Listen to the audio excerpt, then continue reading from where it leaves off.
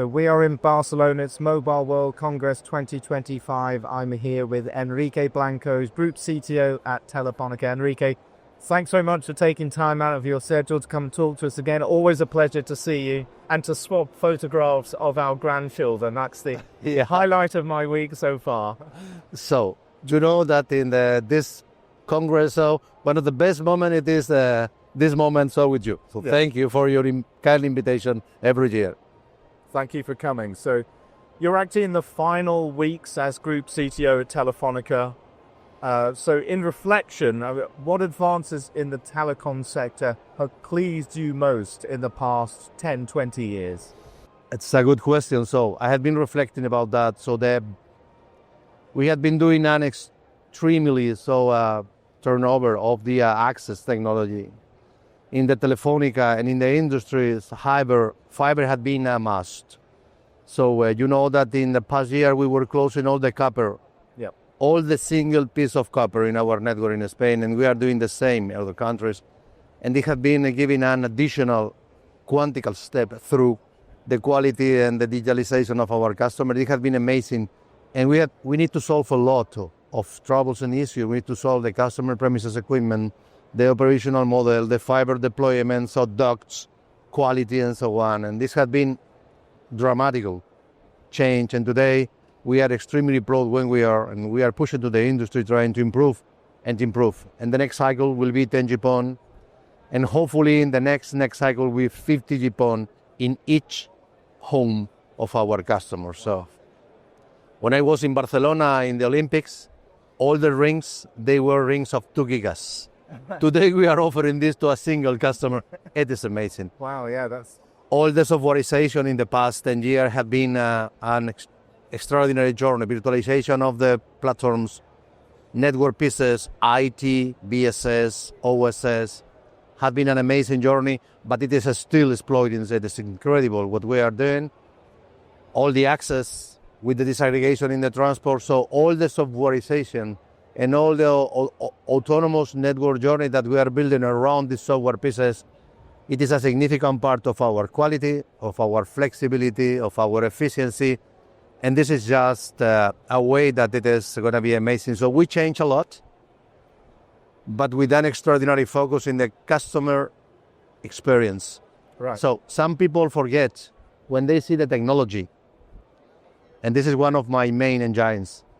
So we are working for societies. We are working for customers. So we cannot do nothing which is going against customer. Past the year I told you, so when you are grandpa, the future, you can identify the eyes that they will be looking the future. It is the blue or green eyes of your granddaughter. So energy saving, renewable usage, emissions. So we don't take any decision who it is going against this. Right. We don't take any decision who it is going against our customer satisfaction. And if you see all the steps that we did in the past, they are going in this way. We have a lot of things to do. But my perception it is that we are in the right heading the right way. Direction. Okay, excellent. Now, you mentioned that the big changes there, and it was 10 years ago you asked us to come to Madrid to talk about network virtualization, and that's been a big journey since then. How is the development from 2014 onwards, how has that led to the networks we had today? Has that been a big influence on how this industry has evolved and how operators like Telefonica have evolved? But if you see, we start to virtualizing all the IT pieces and switching off a significant part of the system in the legacy. They have been our North Star. They have been showing us what we need to do with the pieces that they are managing our customer, and finally, how need to be the pieces that they are managing our network capabilities. All the BSS today are are evolving through native cloud pieces. All the BSS, they are the commercial pieces. All the platforms that we have in the past, managing voice, managing packet core, managing PSRF, managing everything, they are today fully virtualized. In 2014, so we were just pushing and trying to convince to the industry, and even we need to define our own NFV pieces, pushing to the industry to do it. Today it is, nobody can understand that you will be just building a packet core which is not fully virtualized. It doesn't matter if it is in a vertical, but today even we are just testing with the public cloud, with all the security and all the performance. So this is a journey that it is going to be just moving and moving, and because of this, we have all the AI pieces that they are helping us trying to go through an autonomous real capabilities. We are learning AI, we are learning Gen AI, but we have a huge experience in machine learning, classic AI. They are helping us trying to build efficiencies, quality, velocity, and so on. We did it in the transport with the SDN in the disaggregation. Right, yeah. We can support growing of 50% of traffic, maintaining flat the CapEx, and offering additional quality. And this is because the virtualization and disaggregation. We did it with the evolution to 10G-PON. It is over open broadband capabilities. That means that we have been including new providers that they are managing multi-license 1 giga, 10 giga in a pure disaggregated software, which is helping us trying to move faster through the 10G-PON evolution. Right. And the cycle of 5G have been so fast that we cannot manage the open run approach. But we are working very hard trying to guarantee that the baseband and the architecture in the cycle of 2030 for the looks like 6G need to be done over a new architecture that can be helping us trying to avoid the migration to 5G, to 6G, and so on. And we are working very hard in this. It is a journey which is extraordinary because what you think that it is the right architecture, first of all, you need to convince the industry. You need to work in the standardization organisms. You need to convince to all the industry, and later on you need to be implementing that. So, but looking to the flexibility, to the efficiency, and to the final customer and societies. And in this envelope, so it is everything, it is fully aligned. I have not any doubt that Andrea Folgueira, that will be in my charge in a few days, in fact we are just with the handover, she has an extraordinary journey. I would enjoy so looking how this is happening. Well, one of the things I'm sure she'll be advancing and working with is developments in network automation, because that's a big part of this transformation we've been seeing. Is that journey towards automation becoming more of a reality now with the greater use of different kinds of AI tools in the network management systems? No doubt. AI, for that autonomous network journey, it is a tool, an extraordinary tool, but it is a tool. We decide trying to push in the TM forum, designing and defining how need to be the way, trying to see which are the KPIs. It is just impossible to improve if you don't have the right KPIs to see how you're improving. Right. So, and this is because we were extremely active, and I really appreciate the big effort of the TM forum and all the people that they are part of the TM forum. So we design and we define how need to be the evolution. We define which is the higher layer and level of automation. So it is 5. Telefonica is today in the 3. So we have the 3/5. We are improving 3.5 in some countries. And the new generative AI, it is helping us trying to make this easier and faster. Right. This means that we are implementing all these tools, helping us trying to predict how the network, creating digital twins, trying to simulate what is going to happen in some events, so how to be planning in the right way. And this is amazing because we are improving the network and we are learning about Gen AI. And we have the right engineer, we have the right processes, and this process cannot be stopped. It will be faster and faster and faster. But AI, it is a tool helping us trying to be better. It is not a target itself. It is a tool for us. Once we learn, our engineers, they will be just getting all this teaching and so on. So I'm fully convinced that we are just only in the starting. We don't know what it is going to happen. Yeah. How the AI will be helping us trying to even create and redefine the antennas capabilities and so on. And this is amazing what is going to happen with the AI over the antennas, what is going to be the AI over the laser that they are managing FTTH. We are just starting, but we will improve radically. And this improvement, it is not just about CapEx, it is not about efficiency, it is about how we can improve the societies that we are serving. Okay. Hey, you mentioned the Open RAN a few minutes ago, and obviously Telefonica has been one of the operators of the pushing that and the industry in a certain direction. Where are you in that journey? Are you still in a kind of a phase of figuring out the best way to go down that route? Open interfaces, it is mandatory, and we have this in our hands. A baseband that can be ubiquitous or can be located in the antennas or can be located in the cloud, it is going to be a reality. We are testing cloud solutions. Right. But today we are testing cloud RAN approaches. We are testing in the labs. We are testing in the field, real trial. In the next 3-4 years, we will be implementing the baseband fully virtualized with the antennas. And from my point of view, we have some testing in UK, in Germany, in Spain. We are testing. And it is working well. But the point is, we need to implement this baseband fully virtualized. We need to give the opportunity to the antennas to be every day much more smart and smart and smart. And we need to implement this baseband. Doesn't matter if it is co-located or co-located, trying to guarantee that the cycle with the new frequencies and the new interfaces need to be smooth and flexible. Right. Today it is a turnkey. It is side by side. This is the opportunity that our industry has. How we can manage this in a different way. And we are in a very good proposition because all the natural providers, they are moving there finally without the pressure of the greenfield or brownfield. And this is a matter of months that we will see how we will evolve.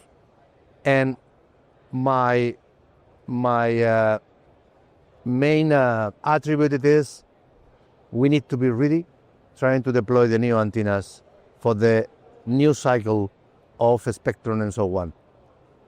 We are in this way. I'm extremely trust that this is happening and this is going to happen.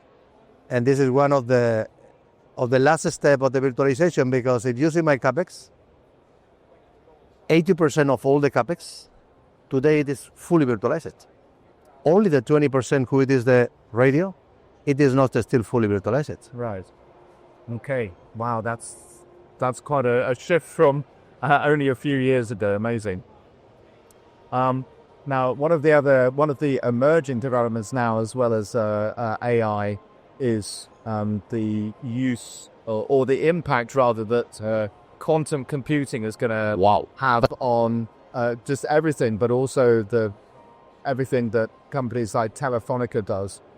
How are you looking to address that? And as it happens, of course, I saw this week that there's been an announcement of a quantum facility that Telefonica is setting up to address this. So what's the first step forward for Telefonica? Is it looking at quantum safe networking to be able to protect data and customers, or what's the thinking around the impact of quantum? We at Telefonica, our engineers and our scientists, they are working in quantum more than 10 years ago. Right. We have been working in all the different scenarios. First of all, it is quantum communications.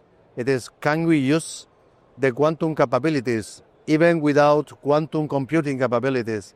Can we use it? So these quantum communications in the natural connectivity in our network, the answer is yes, we can do it. In fact, we have been designing and defining connection with universities in Spain, in Madrid. We are now doing with the north, in the Basque Country, in the north of Spain. And we have today in our hands the possibility trying to be using quantum communications. It is true that still we have some restriction, no more than 70 kilometers. But with the repeaters, we will manage. This is a matter of time. This is happening today. It is going to happen. If you put together when the quantum computing capabilities, they will appear, some people say 5-10 years. We have now some small quantum computing capabilities using logical doors that they can be offering us 42, 100 qubits. This is today in our hands. It is true that it is not still mature. You remember the art of computing books? We are still in the art of quantum computing, Right. but it will be fully industrialized. If this is going to happen, this kind of machines, they can get a high influence in the security of our customers. So we are just preparing our big customers, trying to be protected even against these quantum computing capabilities. Yeah. And we are extremely active.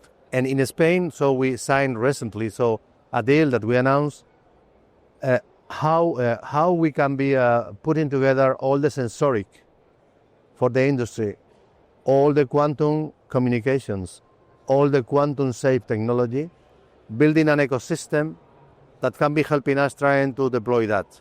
So in the next 5, you will be here in 2030. I don't know it. So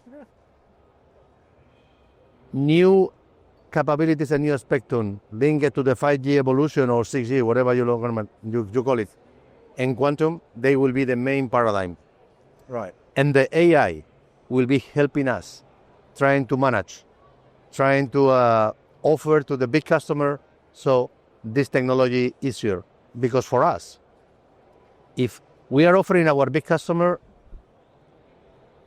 communications, connectivity, we are offering them cloud, we are offering them cloud services, we are offering them all the ecosystem of the cybersecurity, we are offering them a digital operation center, helping them to manage in an easy way. When these customers are asking, trying to include some AI massively, LLM models, our approach is I will be offering you GPU as a service, AI as a service, managing with all the data protection, with all the flexibility. You don't need to acquire massive capabilities of GPUs. Around of this, quantum communication and quantum computing, it is going to be a must. And Telefonica is going to be present because we have all the power and all the capability to do it. But you know which is the main issue? There is not many people with the training, with the knowledge. We have extraordinary engineers, we have extraordinary physicists, we have extraordinary mathematicians, but we need to specialize, all of them, managing this. And this is because we decide to create a competence center. Okay. We need to prepare people trying to manage this. And this is going to be one of my main dreams in the next future. How we can prepare to the maths, physicists, engineers, managing these computing quantum capabilities for the next future.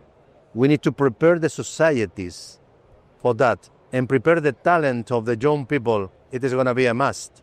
Okay. And this is a society necessities that we need to serve. Okay.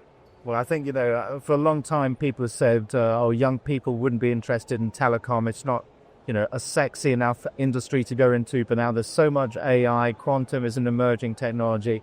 This has surely got to be attracting some of the best people coming out of universities and everything to enter this industry. And let's hope that will be the case. We try to prepare the new generation, thinking maybe in the next 15 years, one of your granddaughter or my granddaughter, she can decide that she will be an expert in quantum computing. This is our responsibility. Okay, yes, that's right. Okay. Well, I'll accept that challenge. We'll see what's happened. Good. Very briefly, one of the topics here at the show as well, and that's going to crop up from here on, is how this industry needs to prepare for 6G, the route it needs to take, what it needs to do. How do you think the industry, or what the industry needs to do to prepare properly to get to the right place with what, post 5G or 6G or whatever you want to call it? To be honest, and this is a personal opinion, 6G doesn't exist. What exists is the evolution of the 5G technology, helping and serving to the real customer and society's necessities. This means that when we are preparing new interfaces, we are working very hard. We call it 6G, but we are preparing new interfaces that need to be fully supported by new antennas capabilities, that need to be fully supported new spectrum. But they need to be done in the natural evolution of the mobile technology. Be thinking that the 6G, this is going to be a logo itself, that it is going to add value. So my point is that as an industry, we need to try to avoid it. Right. Okay. We need to send the message that everything this society needs, we will be just offering them. Doesn't matter if it is a 5G, 5G plus, 5G standalone, new. And with this, all the regulatory guys, they need to understand that the access to the spectrum so need to be done in a different way. And I go back to the Wi-Fi. When some provider it is offering you at home, FTTH or whatever, we are not offering you fiber. I'm offering you Wi-Fi. So you will be just looking your quality in terms of how in each room at home you are enjoying the Wi-Fi. If you don't care if it is Wi-Fi 5, Wi-Fi 6, or Wi-Fi 7, and the spectrum, it is from free access. 80% of all the traffic that you manage, it is coming from Wi-Fi. Yeah. So we need to change the model, because if we change the model, we can be just doing what we try to do. It is offer quality and evolution to the customer and to the society. And this is because for me, 6G doesn't exist. I'm just modernizing my 5G to 6G. Big mistake. So don't think like this. Yeah. Customer service, customer satisfaction, evolution. And I know that we are breaking the traditional deal of antennas provider or smartphone provider. I know it. But we are a part of the equation. They cannot forget it. Yeah. We are a significant part of the equation. And the people that don't take care about that. So we need to change it. Okay. And finally, Enrique, do you have a message for the industry that they can take away from your time and experience in the industry? Do you have a sort of a parting message for the telecom sector? It is a privilege. So the impact that this industry has in the society, it is massive. So, and you only see what this means when you lose it. All right. Yeah. So many years ago, I say connectivity, it is the oxygen of the digital life. But it is more than this, because today the digital life, it is very difficult to design and to define the borders with the real life. So we have the privilege then to serve to societies a significant part of the digitalization, healthcare, security, critical services, day by day, they are serving by us. So we need to be proud. But because of this, because we are so relevant and we cannot fail, it is because we need to look our mirror and say, hey, we need to be proud. And we need to cry how relevant we are. Sometimes we don't do it. Yeah. Yeah. And the message it is, so we are so important that we need to ask for the right position in this. Because nothing happened. Nothing happened with the big hyperscaler. Nothing happened with the new XR devices. Nothing happened with the evolution of the apps and so on if we are not serving with the right quality throughput. And sometimes we forget it.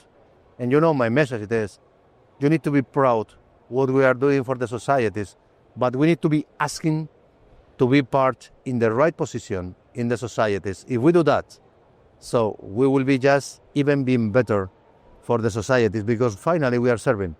We are serving. Okay.